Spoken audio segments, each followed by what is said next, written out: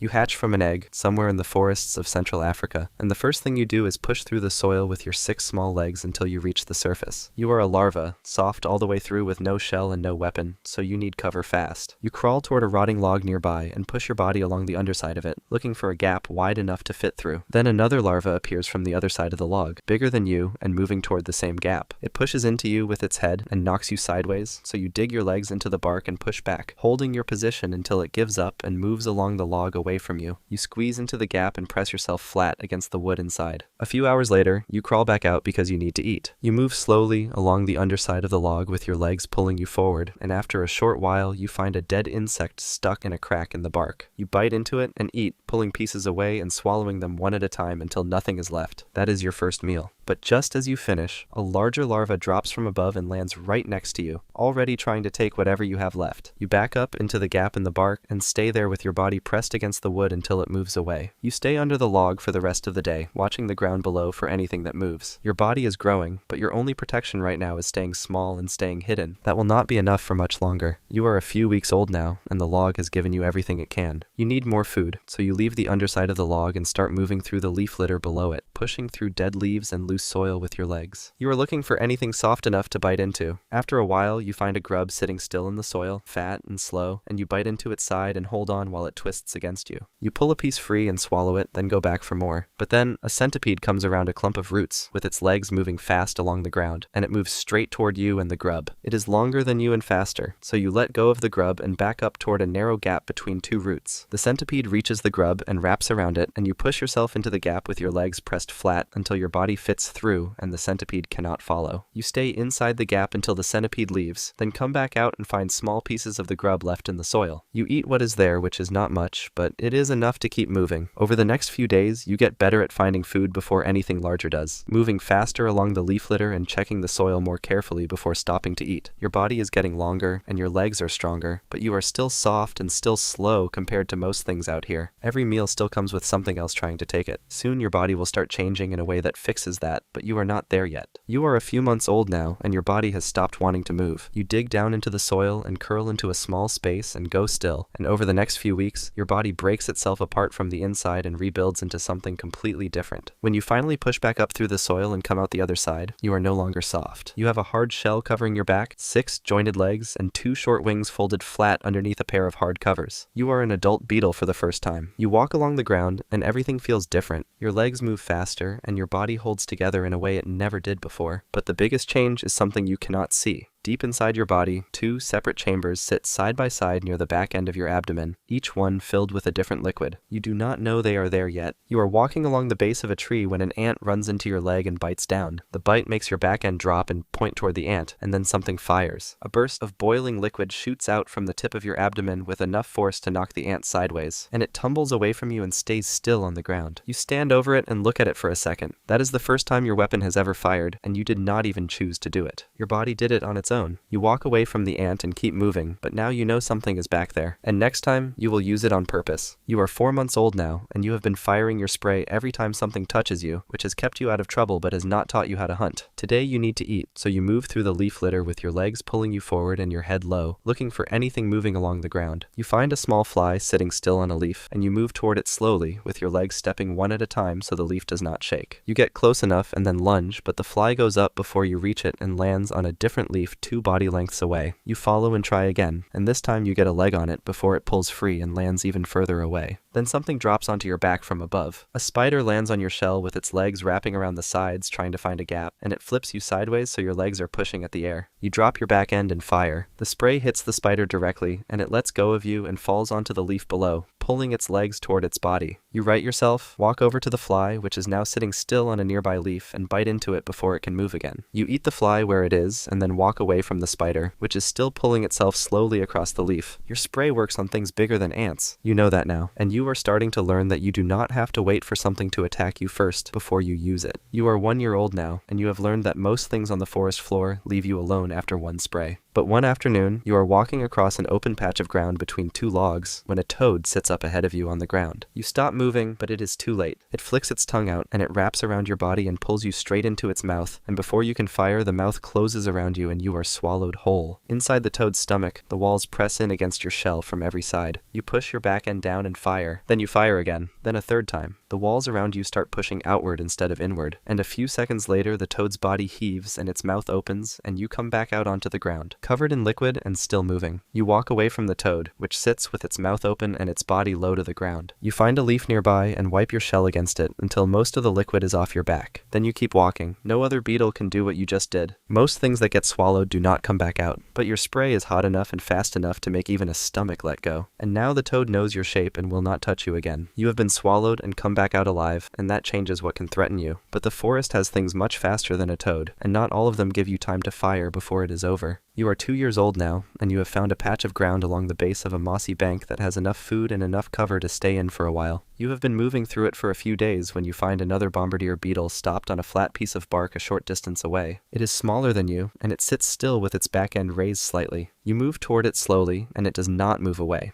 So you stay close, and after a while you mate. When you are done, the other beetle walks away through the leaf litter and disappears between the roots. You find a patch of loose soil along the base of the bank and start pushing into it with your front legs, digging a small hollow just wide enough for a cluster of eggs. You lay them inside and push soil back over the top. Then a different beetle arrives on the bark above the hollow, larger than you with its legs moving fast along the surface, and it starts digging into the soil near your eggs. You walk straight at it and fire before it can get any further, and the spray hits its shell and it drops off the bark and lands on the ground below with its legs pushing it away through the leaves. You stand over the hollow for a short while, then walk away. There is nothing more you can do for the eggs. Whatever comes out of them will have to figure the rest out on their own, the same way you did. Under the soil, the eggs are already sitting in the dark, and in a few weeks, the first ones will start to move. You are 3 years old now, and you are moving through the leaf litter near the base of a tree when the ground around you starts to move. You stop walking and look down, and the soil between the leaves is covered in ants, hundreds of them flowing between the roots in a wide column. They are driver ants, and the column is moving across the path in front of you and on both sides, closing around your position from every direction. You fire to the left and a group of them falls back. Then you turn and fire to the right and another group pulls away, but more come in from behind and start climbing your legs. You fire again, but the angle is wrong and only a few of them drop. They are covering the ground so completely that there is no path through them, so you look up instead. You grab the bark of the tree above you and start climbing with your legs, pulling you up the surface, one step at a time. Below you, the ants follow the trunk and start climbing after you. You keep going until you are high enough that the column below starts to thin out. Then you hold your position on the bark and wait. The ants at the base of the tree spread out through the leaf litter and move on, sweeping everything else in front of them as they go. After a while, the last of them pass the tree and the ground below is clear again. You climb back down and keep moving. The column is gone, but driver ants move through this part of the forest on a regular path. You will run into them again, and next time they may come from a direction that has no tree nearby. You are just past 3 years old now, and you are flying low between the trees with your wings pushing you forward in a straight line toward a patch of ground where you have been finding food. Then something hits you from above, and your wings fold and your body drops. A bat has caught you in its mouth with its teeth pressing down on your shell, and before it can close its jaws fully, you fire. The spray goes straight into its mouth, and the bat opens up and drops you. You fall and hit the ground on your back with your legs pushing up at the air above you. The surface under you is a flat piece of bark sitting over smooth soil, and every time your legs push down, they find nothing to grip. You rock from side to side, trying to tip your body over, but the shell is too round and the surface gives no resistance. Your legs keep moving, but your back stays flat on the bark. A few minutes pass, and then the first ant finds you. It stops and touches your leg, then runs back the way it came. A short while later, a line of ants comes around the edge of the bark and reaches you, and they start pulling at your legs and the edges of your shell from every side. You fire once, and a group of them falls back, but more take their place, and you cannot aim your back end at all of them at the same time. They find the gap between your shell and your abdomen and pull, and you stop moving.